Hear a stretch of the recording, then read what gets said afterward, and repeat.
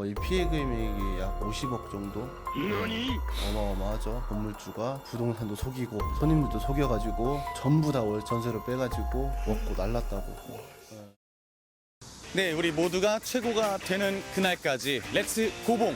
안녕하십니까. 전주를 대표하는 유튜브 크리에이터 전주가 입양한 남자 고봉입니다. 고봉. 네, 오늘은 보시다시피 청춘 부동산이라는 곳에 나와 있는데요. 여러분들 학기 초에도 그렇고 학기 중간에도 월세방, 전세방 구하시는 분들 굉장히 많으신데 그분들한테 방 구하실 때 이제 뭐가 중요하다. 좀 겉핥기식으로는 알고 있는데 정확히는 모르실 거예요. 그래서 확실하게 알려드리기 위해서 여기 있는 청춘 부동산의 대표님이 방 구할 때 가장 중요한 점 탑 5에 대해서 알려드릴 겁니다. 그럼 지금 바로 우리 대표님 만나보시러 따라오시죠. 안녕하세요. 안녕하십니까. 안녕하세요. 잘 계셨죠? 네네네. 네. 한번 보시고. 네. 안녕하세요. 미소 한번 지어주세요. 네.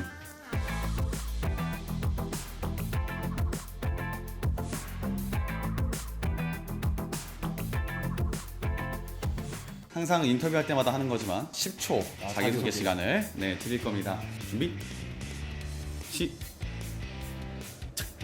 네, 안녕하세요. 저는 신시가지에서 중개사무소를 운영하고 있는 청춘부동산 대표 김태성이라고 합니다. 반갑습니다. 저희 사무실 같은 고봉. 오늘 주제 자취방을 구할 때 이제 가장 중요한 탑 5. 사실 이제 자취방을 구할 때 5를 정하는 게 좀 쉽지가 않더라고요. 그래서 저 같은 경우는 탑 5보다는 확실히 이제 방을 구할 때 순차적으로 중요한 5가지를 좀 요점으로 이렇게 준비를 했고. 오늘은 그래서 탑 5지만 이게 중요도에 의한 탑 5가 아니라 그렇죠. 방을 구하는 순서를 설명하시면서 5가지를 말씀해 주시겠다. 그렇죠. 라는 말씀이시죠? 네네. 알겠습니다. 그럼 본격적으로 여러분이 방 구할 때 가장 중요하게 신경 써야 되는 점 탑 5에 대해서 우리 대표님과 말씀 나눠보도록 하겠습니다. 네네. 네, 가시죠. 들어가시죠. 네. 고봉. 자, 그럼 5위부터 말씀을 해주시는데 저희는 하나 둘 셋 하면 렌즈 보면서 5위. 5위는 뭐죠? 첫 번째로 네, 첫 번째. 일단은 본인이 원하는 위치, 어떤 룸을 구하는지 그 주변의 시세를 먼저 알아봐야 돼요. 왜 이 부분을 먼저 알아야 되냐면 손님들이 가장 먼저 중요시하는 부분이 가격하고 위치인데 제 생각으로는 사실 위치가 가장 중요하긴 해요. 가격이 아무리 싸도 위치가 멀면 직장인 기준으로 했을 때 걸어 다닐 수 있는 거리면 따로 교통비라든지 이런 택시 비용 이런 것들이 전혀 들지가 않아요. 하지만 위치가 멀면 본인이 시간이 좀 촉박할 경우에 택시를 이용하거나 하면 사실 이거를 전체적으로 한 달을 기준으로 했을 때 계산해보면 월세 비용보다는 교통비가 훨씬 많이 나와요. 그렇기 때문에 가장 중요한 건 일단 위치가 먼저이고, 두 번째로는 어느 정도 시세를 보고 내가 예를 들어서 원룸을 구하면 또 원룸 중에서도 주방 분리형이라든지 아니면 주방이 오픈되어 있는 어떤 구조를 구할 건지 먼저 생각을 하고 그 다음에 부동산을 방문하는 게 먼저 맞죠. 그럼 보통 그런 것들을 확인하는 수단으로는 거의 대부분 어플리케이션을 이용하시죠? 어플리케이션도 이용을 하고 이제 뭐 네이버에 검색해도 나오고. 사실 제가 중개사지만 부동산을 이용하라고 더 이렇게 권유해드리는 이유는 더운 여름이나 아니면 추운 겨울이나 이럴 때 본인이 아무것도 모르는 상태에서 방을 구하는 게 쉽지가 않아요. 그리고 주인하고 직거래 했을 경우에 그냥 월세로 계약하더라도 100만 원이든 200만 원이든 이런 보증금들도 안전하게 지킬 수가 없고 하기 때문에 꼭 부동산을 이용해서 하시는 게 맞긴 하죠. 5위자 첫 번째 과정 알아봤고요. 그 다음에 4위 이제 두 번째 과정이죠. 네, 두 번째 과정은 본인이 위치하고 가격하고 룸을 정했으면 원하는 위치에 인근에 있는 사무실을 방문하라예요. 요즘 같은 경우 아까 말씀드렸던 것처럼 직거래 같은 이런 시스템이 상당히 많아요. 네네. 근데 그런 경우를 해서 피해를 보시는 분들이 상당히 많고 부동산 같은 경우 요즘 너무 서비스가 좋아져서 픽업 서비스 같은 게 가능해요. 직접 모시고 가서 방을 이렇게 보여드릴 텐데 이러한 서비스가 있어요. 첫 번째로. 두 번째로는 같은 집이어도 그 부동산이 주변에 있으면 건물주들하고 많은 관계를 이루었기 때문에 가격 조정이 쉬워요. 예를 들어서 내가 보증금이 200만 원밖에 없는데 300만 원짜리 집이 마음에 들어요. 그럴 경우에 주인분들이 직거래 했을 경우에는 잘 안 해주지만 부동산이 있을 경우에 그런 금액을 절감할 수 있는 게 확실히 다르죠. 절감하는 비법이 혹시 있을까요? 통화로 많이 아양도 떨고 아니면 이번에 이 손님을 해주시면 다음 손님 때 다른 공실도 또 채워드리겠다라고 약속을 하고 그 약속을 또 지켰기 때문에 사장님들이 저희를 믿고 그런 가격 같은 거 월세라든지 보증금을 많이 조정을 해주시죠.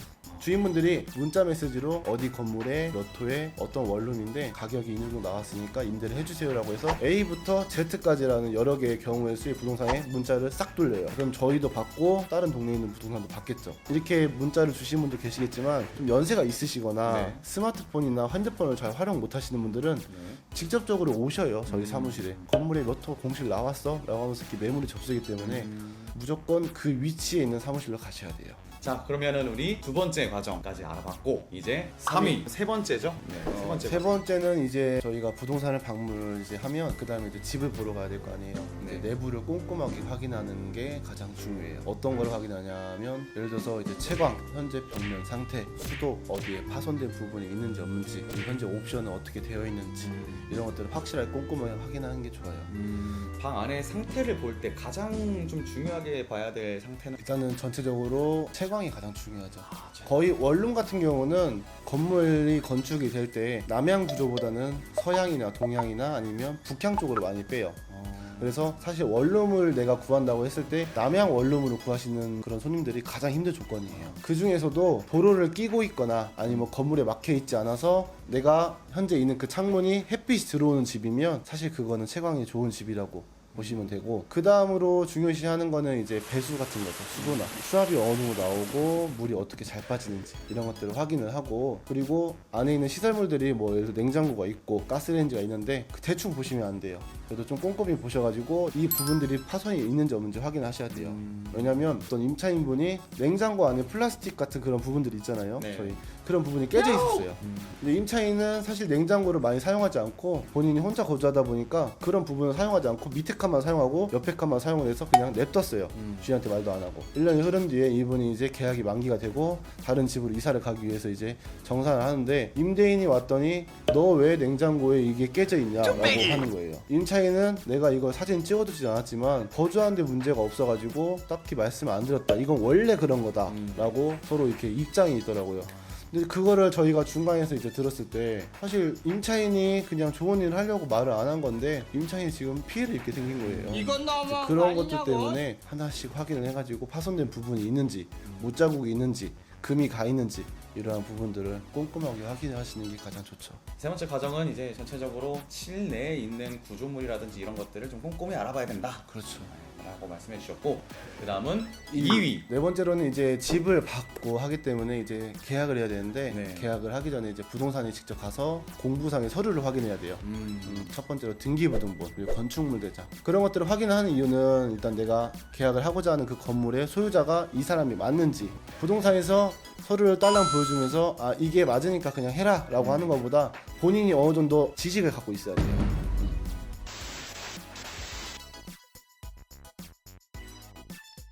제가 최근에 방을 구했을 때도 네네. 부모님도 말씀해 주셨던 게 건물에 채무가 얼마나 있는지 확인을 꼭 해봐라. 왜냐면은 뭐 전세나 뭐 반전세로 큰 돈을 이제 묻어두었을 경우에 만약에 건물이 넘어가 버리면은 그렇죠. 그 전세 금액이나 보증금이나 이런 거를 못 돌려받는다라는 말을 들었었거든요. 19년도 겨울에 저기 익산에 그 네.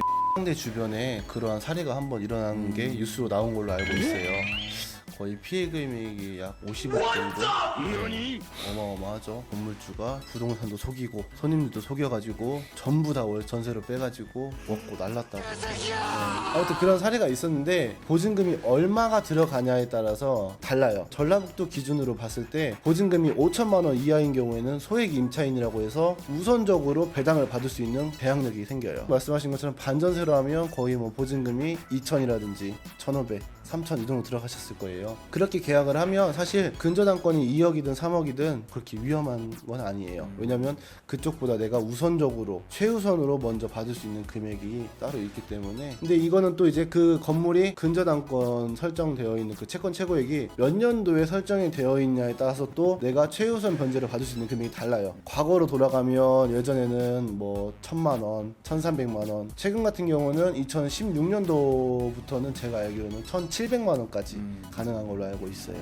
그러니까 내가 예를 들어서 2천만 원짜리 계약을 하면 2천에 관리비 15만 원짜리 계약을 하면 2천만 원 중에 1,700만 원은 내가 우선적으로 받을 수 있다는 거예요. 자, 그럼 300만 원은 어떻게 못 받냐? 받을 수 있죠. 배당 순위가 돼가지고 받는 경우도 있고, 네. 아니면 건물에 이제 경매가 되거나 강제 경매 개시 결정이 되면 등기로 따로 우편이 와요. 이제 그럴 경우에는 임대인도 연락이 안 될 거예요. 그럼 본인도 그냥 월세를 내지 마요. 월세를 내지 말고 관리비도 내지 말고 그래갖고 300만 원 다 쓰시면 돼요. 그런 방법도 있어요. 그러니까 전세 금액이 좀 높아갖고 완전 전세가 아닌 이상 반전세로 들어가는 건 거의 대부분 안전하다라고 보시면 돼요. 뭐 월세는 말할 것도 없이 그냥 안전하고. 네, 그러면은 이제 1위, 네, 이제 마지막 과정, 최종 과정이죠. 네. 계약서를 쓸 때 이제 며칠 날 입주를 할 건지 잔금을 언제 치를 건지 다 서로 약속을 지켰을 거예요. 약속을 했을 거예요. 그 약속한 날에 보증금을 넣으면 주인분들이나 아니면 중개를 도와줬던 부동산에서 비밀번호를 따로 안내를 해줄 거예요. 비밀번호를 받고 이제 이사를 시작하는데 대출 같은 이런 부분이 걱정이 되기 때문에 저렴한 금액도 반드시 전입신고하고 확정일자를 받아야 돼요. 전입신고 같은 경우나 확정일자는 계약서하고 신분증을 가지고 내가 계약한 그 소재지 인근의 동사무소에 가서 직접 이제 전입신고 확정일자 받으시면 되는데 따로 비용은 추가되지 않고 이거를 반드시 해야 등기부등본에 있던 그런 채무보다 내가 항상 우선적으로 거주를 하는 거니까 꼭 그런 부분들을 하시는 게 좋죠.